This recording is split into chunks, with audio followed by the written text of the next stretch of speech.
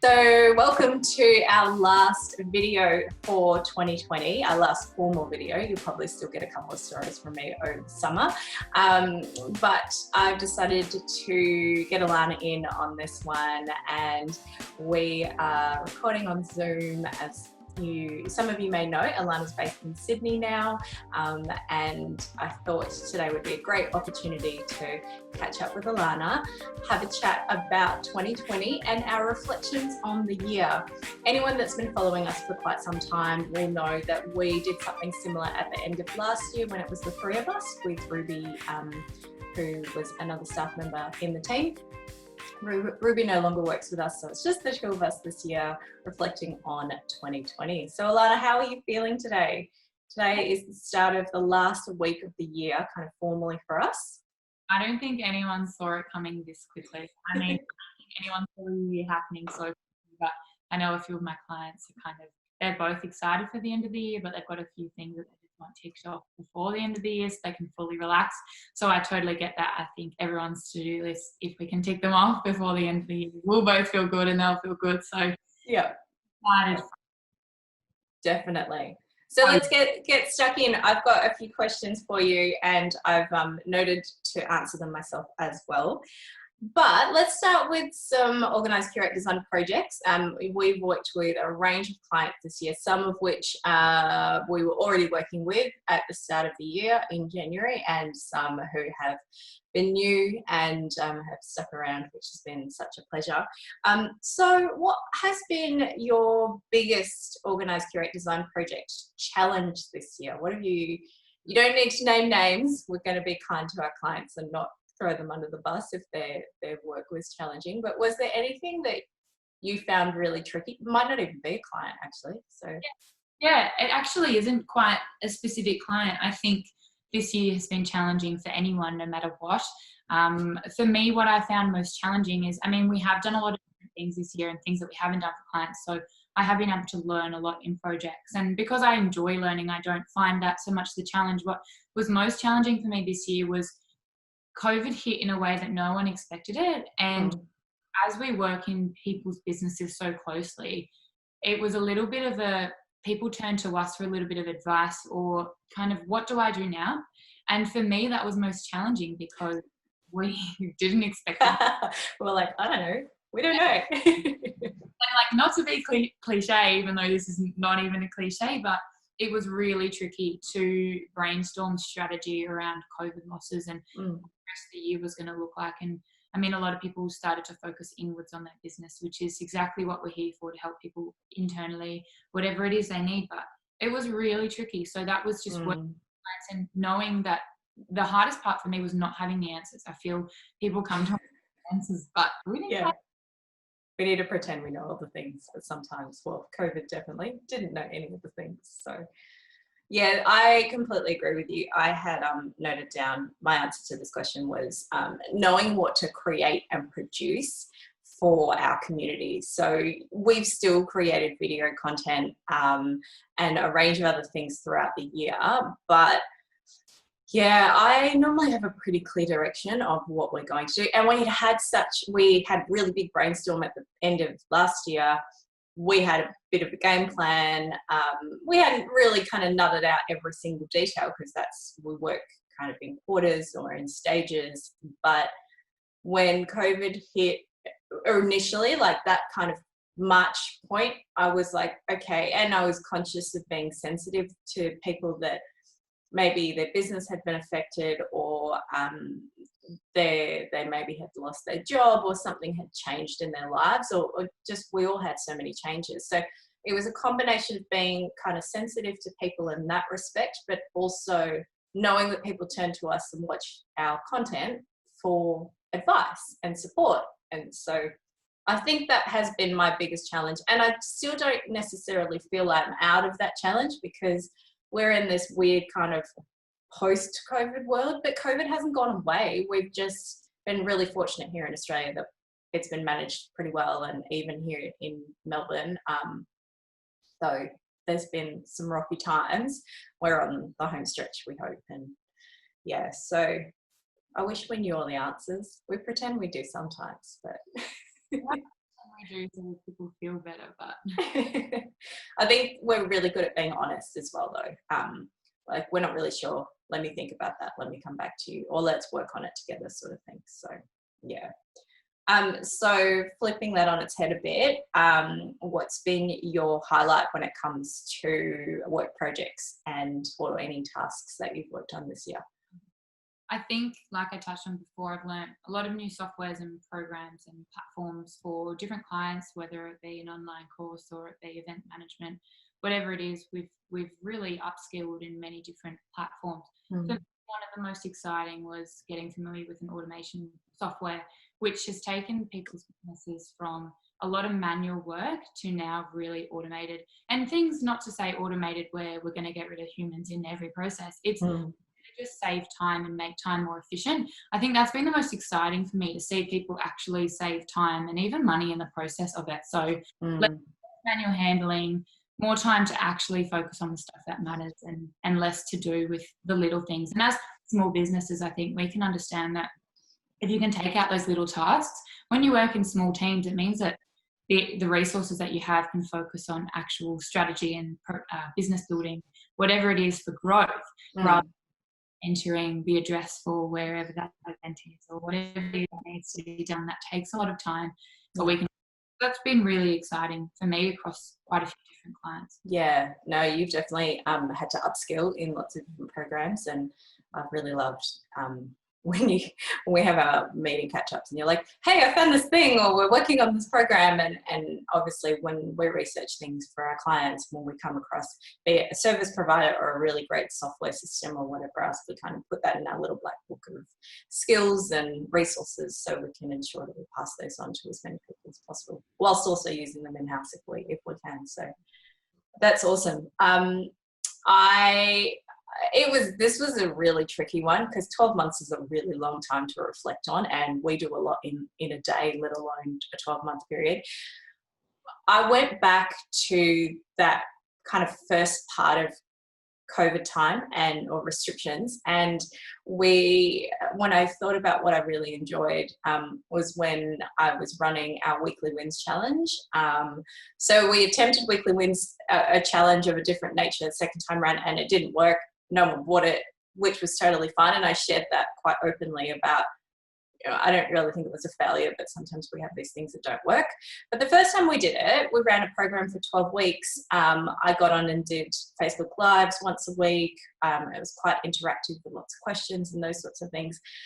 And what's really funny, and why this is front of mind for me today, is yesterday I was at a local market, and I had one of the participants come and introduce herself to me, and just say how helpful that was during her time of restrictions, and how much she really enjoyed it, and it was great to connect with the other participants. And that was something that we'd never really dreamed up of doing in that kind of format. So that was really cool to reflect on. And the other thing I've really enjoyed is a lot of our clients have had the time to rethink their brand, the look and feel of things, maybe their messaging, and to be a part of recreating or creating something is something that I've really enjoyed as well. So they're my highlights from a business perspective. I think it's pretty cool that I didn't know that story from yesterday, which is pretty awesome. Yeah. That obviously it was completely virtual, so to actually see human to human connection. Yeah. That is really nice. Yeah, no, it was really lovely that she'd made the effort she was at the market and made the effort to come and say hello and introduce herself. And it was funny because we'd only her and I had a Zoom call to go over a couple of things. And so when she walked up, I was like, I feel like I know this woman, but maybe I don't. And it's tricky because even today with the video we're creating, it's very one way, like we'll put it out into the world and we don't know kind of who's watching it and whatever else. And so sometimes when you meet people in real life, it's a little bit different, but no, it was really lovely. So yeah. Now to jump into more personal highlights, it's been a big year. You've moved a lot. You've moved 2 states, and you've had a lot of other personal things going on. What have been your top 3 personal highlights of the year? Okay, so I'm going to go in chronological order of how so organised of you. a lot of states. So moved out of Melbourne in March or end of March, right as COVID was hitting. And it was, I mean, the plan to move out of Melbourne this time, this year, to Sydney. But what was really nice is that we went to the Gold Coast, which is where I am from, and got to spend time with my family. So I've been living in Melbourne, was living in Melbourne for nearly 4 years. So that was amazing to live with family and just really spend quality time. And now I'm in Sydney. So moving between 3 different states was lots of fun, I guess. You're very efficient at moving the things. Yeah, we had to be quick. In between, I got engaged. So, yes, you did. very unexpected in the time of year that it happened and the scenario that it happened. I think it was my fiance's 3rd attempt because COVID had ruined. I didn't know that. Wow. Well, so we were meant to be in Israel this year, in June, July, and so it was meant to be in Israel, and then it was meant to be later on in the year with my family here in Sydney, and then Queensland borders closed again, so it was brought up. So he was a legend, but that was amazing. So a very exciting step for us in our personal lives, which is really cool. And then I finished a double degree as well. So it's been a bloody big year this year. It was, that was pretty amazing. So that was kind of over 4 years whilst working and living in Melbourne and lots going on. So I'm a learner, so I love it. But it was really, really satisfying to finish uni off and now know going into this summer that I don't know what to do. Wow. That's only 3 things. Like, I'm sure you could name another 20, but yeah, they're pretty significant and very significant life changes because those 3 specific things, moving, be it with a quick stop to the Gold Coast and then to Sydney, where I know that you had planned to move this year anyway. That was always kind of on the cards, and obviously plans to get married and engaged and all that sort of stuff. And then, finishing uni, 3 really significant life moments that will take you into 2021 and beyond. So, wow. Well, that's a little bit about Alana that none of you knew, which is kind of nice. We are humans and have a whole other life behind what we do in the business.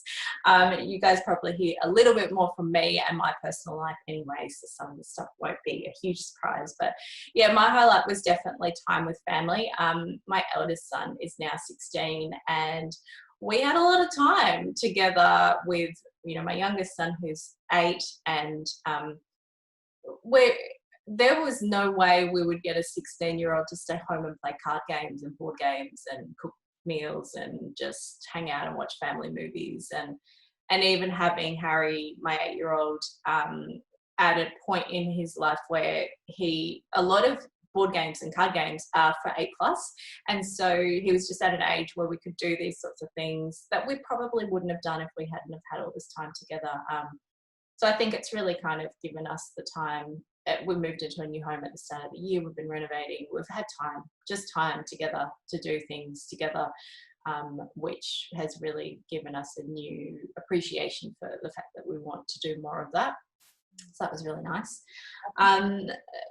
Anyone that was paying attention over the weekend or over the last few months would know that I started painting, and yesterday I took some of my paintings to a local market and I sold a few, which was really cool and had lots of really positive feedback.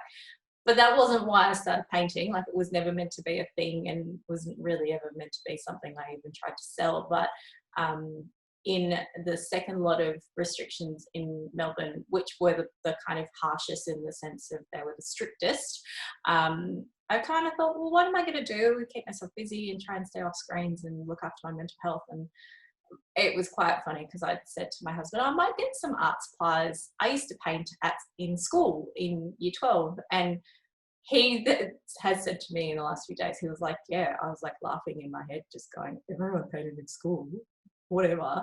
And then then I started painting and everyone realized that I actually knew what I was doing, and I remembered that I knew what I was doing. So it has been really lovely, and it's something that I will continue to do, which is nice.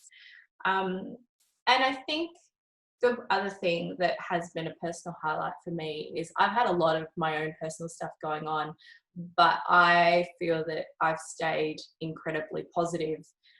Not every day. I've had my days, and I've had days where I've just had to burst into tears over something as simple as like crumbs on the bench or something ridiculous that's pushed me over the edge. But overall, keeping a business afloat, keeping kids staying through remote learning, just all the things. I feel that I've still managed to stay really positive throughout that, and that's probably just the highlight that I can think of. That I can't think of a time where I sat and wallowed for more than a couple of hours, sort of thing. So yeah. I think we're now in an environment where when you're at home, you feel that's where you're most open with your emotions for the most part, and it's easy to really fall into that little hole of my own. I want to sit with them, and it's okay, to feel them, but it's also really important to be able to pick yourself up in that sense and keep on moving and see that positive side of things. I mean, it's been so tricky for parents this year as well. I can't imagine having yeah, I agree. I think that in itself is probably a big part of it. When you're in an environment where you feel really comfortable, it can be easy to fall into certain traps, and that's fine. If you need to do that, you know, sometimes you need to take the time, but at the same time, it is nice. When I look back, I was like, oh, okay, yeah, only a few moments where I was like, I just need to get off the couch, and things like painting were definitely helpful for that mindset shift. So that's really cool. So what did you learn about yourself this year? Any kind of big realizations, or maybe not big ones, but just reconfirmed? Your mind can be your best friend and your worst. So anyone that knows me personally knows that I'm a big advocate for mental health and seeking therapy where need be as well. And I mean, there's, like you've just touched on, we've all got this positive side of us, and when it's out, we're like, this is amazing, I'm a changed person and I'm like this forever. But sometimes it's important to remember that, you know, we ebb and flow through all different emotions. But in the sense of, and I think I may have touched on this in our last year's reflection, which is really interesting, but that perfectionism side of things of, I call myself like a perfectionist in remission. So it's really tricky because you have a certain standard in your head that you want to hit all the time. And we can be our own worst enemies in hitting that standard, especially if it's unrealistic. But then you flip it and you get something out and you go, amazing, that was awesome, well done. And you have that pride and you're really happy with what you put out. And it may not be perfect, but you really feel accomplished. And that's where I go, you've got your best friend who can push that, whatever it is, out and be really happy with what it is. But you have your worst enemy where you're going to critique everything. So I've really now super focused on being my own best friend as opposed to me and that internal bully that is just not nice to be friends with. So that's been a big realization for me. Yeah. Oh, so true. Our minds are tricky things. They really mess with us sometimes, but then they completely have the power to switch things around. I think when I think about what I learned about myself, it's probably of a similar nature. And it's funny, I didn't watch back our video from last year, but I wouldn't be surprised if I said something similar.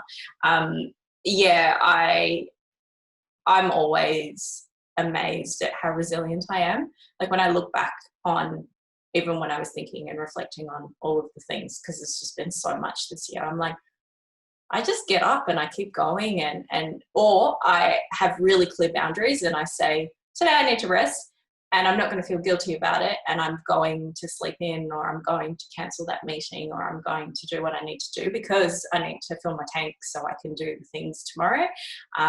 So that mindset piece is probably the bit that, not that I didn't know that about myself, but it really got tested this year, and it was good to see that put into practice. And once again, not that I didn't know this beforehand, but I often am the person that sets the tone for my family. And as I said earlier, I've been pretty positive this year, so that hasn't been an issue. But yeah, there were days where I was like, I'm leaving. I couldn't really go very far with 5 kilometers, but yeah, those few days where I really lost it, they were like, oh gosh, the world is going to end. So that's a really good thing to relearn, because not to say that it should all be about me and my tone, but that sometimes there are other people in your life that are kind of looking at you of setting the tone. And if you're panicking, everyone is panicking. You can totally, you know my family, you can totally imagine what I'm talking about. You're in a house with all boys, including the dogs, so. Yeah, exactly. It's like, yeah, mum's panicking, the world is about to end. Mum's okay, it must all be okay. Yeah. Together.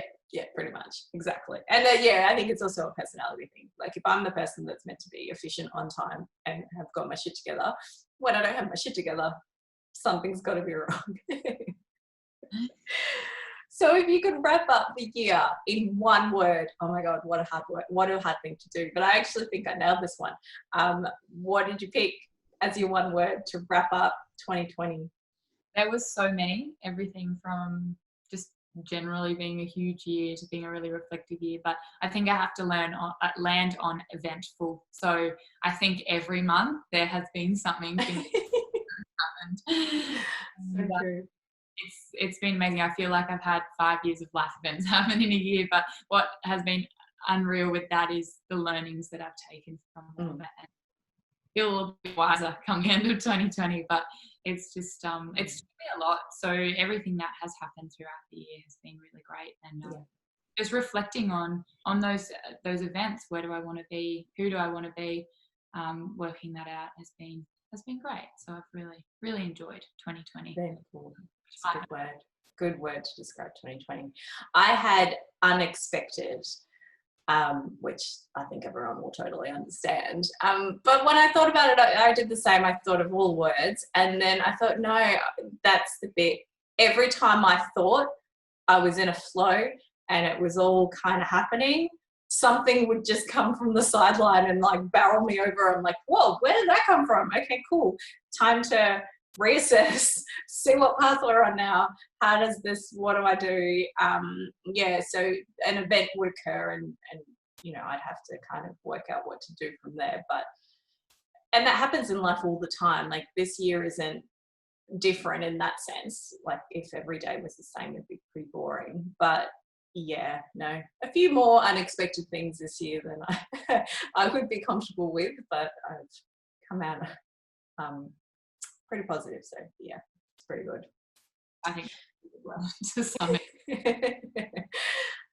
so we are not crawling. I think we're running to the finish line of this week. And we're both super keen for an actual summer holiday. Melbourne's turned it on today. I think it's going to be a day while we're recording this, it's going to be like 36 degrees. It's actually really hot already. So what are you planning to do over the summer break? And what's on the cards? I have noted down just to enjoy the sunshine and to start reading again. So I actually haven't had a summer for a couple of years now. There was a few personal things happening that we were kind of inside all the time. And the year before, we were in Japan in a snow holiday. So I just want to sit in the sun, bask in the sunlight, get my Mediterranean skin back. Yeah, because you lived in Melbourne, so God. And read as well. I think when anyone who's studied, especially studying full-time in a double degree, when you finish your uni work for the day, the last thing, well, for me anyway, I feel like doing is reading even more. So I'm really looking forward to it. I've got a stack of books that I want to start and get back into that. So just a really chilled, relaxed summer. See my family up in Queensland now that we're allowed. And yeah, nice. What is Buster going to do when you're reading?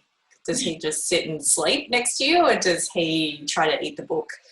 Yeah, Buster is Alana's dog, who is like gorgeous, but such terror. Buster is a half Staffy, half French bulldog, so both very, very active, but both a little bit lazy and very cuddly. So we can have Buster where he either breaks my leg or he's... Yeah, literally. Like, we're not even joking.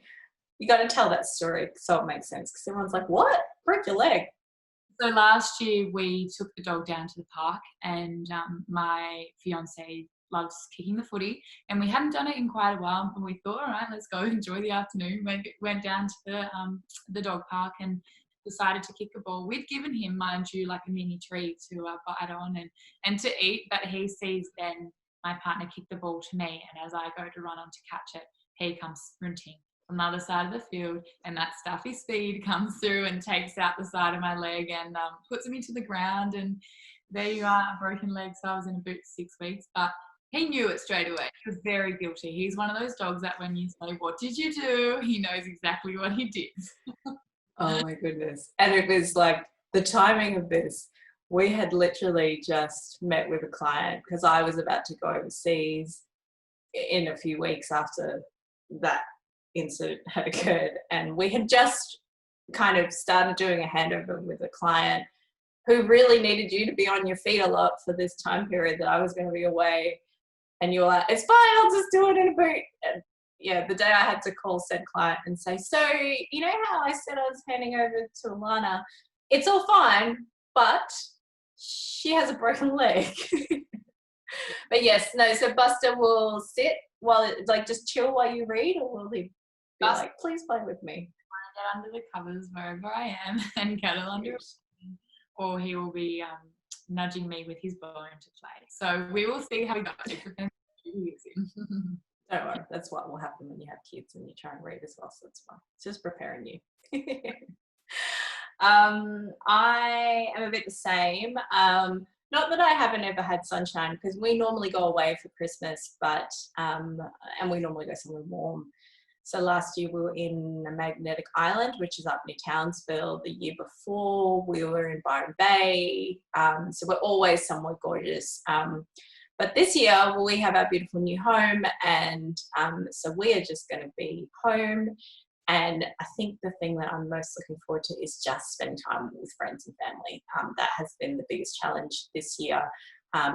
We're still, like, don't get me wrong, I don't want 100 people at my house, but we're still kind of at restrictions in the sense that we can only have up to 30, but 30 is a lot of people. So so I am looking forward to having people over and sharing our beautiful home with friends and family. And I don't think I've actually shared this on this account, like Organise.Curate.Design social media accounts, but we're getting a new dog. And I'm so excited because I'm getting him on at the end of this week. So he is a border collie. He'll be 8 weeks this weekend. So he's so small. And yeah, Alana's like smiling because every week she gets like updates when we've gone to visit him, and he's very, very cute. So wish me luck, because it's like having a new baby or whatever in the house. So I've tried to warn the children that we will have to put shoes away and things will need to go. Yeah, it's like, don't leave anything that you like lying around, because it will get chewed up, because that's what puppies do. And we had 2 dogs, but we lost one at the start of 2020, because 2020 has been such a great year for stuff. So that was the start of our 2020. Very early on in January, we lost our Labrador. So all year we've been kind of umming and ahhing about a new dog, and made the decision. I think it was like a COVID emotional decision that I made, which is totally fine. But it's interesting because our other dog, our German Shepherd, has lived his best life this year. He's had a house full of people. He's been the only dog, so he's got all the attention. He's loving life, and every day I look at him going, you have no idea what's coming at the end of the week. So that's going to be lots of fun. And he'll probably have to go for drives with my husband to get a break from the puppy that will be like, play with me. So yeah, so that's what I'm looking forward to. Just time at home, which sounds silly because I've been home all year, but time with friends at home and playing with a new puppy. That's what downtime at home is very different to working from home. The challenge with working from home is, I find it as well, as home is everything. So home is home is work, whatever else you need to do. And whilst we are so lucky to be able to have safe spaces to work from home, sometimes it's really tricky to differentiate that between work and home life. So I think summer for everyone, downtime at home will just be beautiful. Yeah, definitely. No, it's going to be great. So to wrap up our video today, I have always, and I wasn't actually sure if you'd ever done this before, so I gave you a bit of a heads up, but I've always picked a word for the year as a theme. So I'm not a big fan of resolutions because I feel they feel like rules and they feel like things you can very easily fail at. And so I often just set goals and whatever else, which I'll do, but I always try and pick a word, and it normally just comes to me towards the end of the year, like, what do I want to feel next year? My word for this year was free, which is so funny because we had restrictions, but it was probably more a mindset thing than anything else, and I definitely feel that that's where I'm at towards the end of this year. What, if you had to pick one word that could be the theme for next year, knowing we have no control over what happens next year, what would it be? I've chosen the word growth. So for me, I feel like this year has really geared me up with lots of tools and knowledge and lots of things that I've been experiencing. So in 2021, I really want to use that to grow in every aspect, whether that be career, personal life, even a religious journey that I'm on. So it's going to be exciting. I think pushing myself as well when it comes to setting goals, and obviously ensuring they're realistic, but a little bit higher than what I'd usually set, just to really see how far I can grow as a person. No, I love that. That's so true as well. It's such a beautiful time of your life where there's been a lot of change, but there's more to come. But if the mindset is a growth mentality, it's a really great one to have.